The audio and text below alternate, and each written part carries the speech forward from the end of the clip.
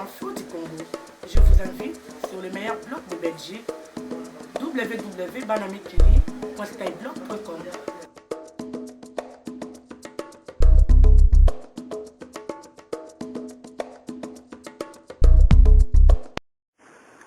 L'intolérance politique qui continue à faire des victimes.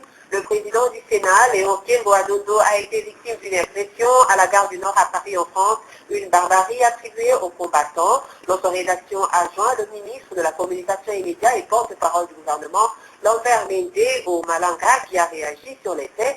Il a répondu aux questions de Elvis Ouala. On l'écoute. Monsieur le ministre, confirmez-vous que le président du Sénat a été victime d'agression en France aujourd'hui? Oui, malheureusement, je confirme que le président du Sénat a été agressé à la descente du train, l'amenant de Bruxelles sur Paris, en gare du Nord, aujourd'hui, par un groupe de malfrats désormais bien connu des Congolais, le fameux combattant, proche de Tian Tshisekedi et de Maureen Banda, qui terrorise tous les Congolais qui passent par la France, la Belgique ou la Grande-Bretagne. Et quelles sont les mesures prises par le gouvernement congolais par rapport à cette situation? Dans cette agression connue, le ministre des Affaires étrangères a convoqué l'ambassadeur de France, bien que ce soit un jour férié, pour lui dire notre indignation, le choc que ressent le gouvernement congolais, le président de la République, face à une telle lâcheté, face à la perpétuation de telles agressions qui ne font que se répéter impunément pendant que tout le monde s'acharne pour soi-disant condamner l'impunité en République démocratique du Congo. Voilà que depuis plusieurs mois, plusieurs mêmes années, des groupes de gangs, de malfaiteurs liés à M. Tshisekedi, à M. Mbanda opèrent impunément contre les officiels congolais, contre des musiciens congolais, contre des pasteurs congolais en Europe.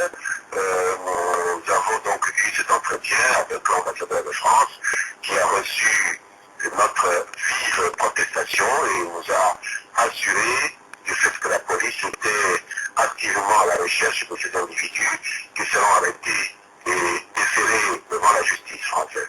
Monsieur le ministre, et face à cette réalité, que compte faire à présent le gouvernement congolais? Je voudrais bien sûr réitérer notre indignation face à cette honte qu'inflige à la nation congolaise des fils et des filles de la République démocratique du Congo un peu perdus dans ces pays lointains et que certains politiciens comme M. Tshisekedi utilisent de manière tout à fait cynique contre leur propre pays, contre leur propre peuple.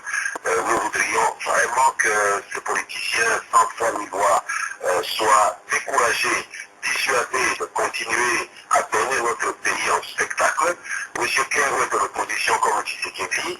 Le fait qu'il ait maintenu sa candidature ne justifie pas des voies de fait contre lui. Il n'y a personne qui est autorisé à se faire justice à lui-même et qui n'a commis aucun crime selon le gouvernement en restant candidat à l'élection présidentielle ou en assistant comme président du Sénat à l'investiture du président de la République. On se rend compte à quel point M. Tshisekedi n'est pas un démocrate parce que c'est visiblement l'ordre qui a été donné par son état-major de punir le président du Sénat pour avoir, un, maintenu sa candidature, deux, avoir été présent comme autorité, chef de corps à l'investiture du président Joseph Kabila. Nous vous remercions, monsieur le ministre, pour cette interview.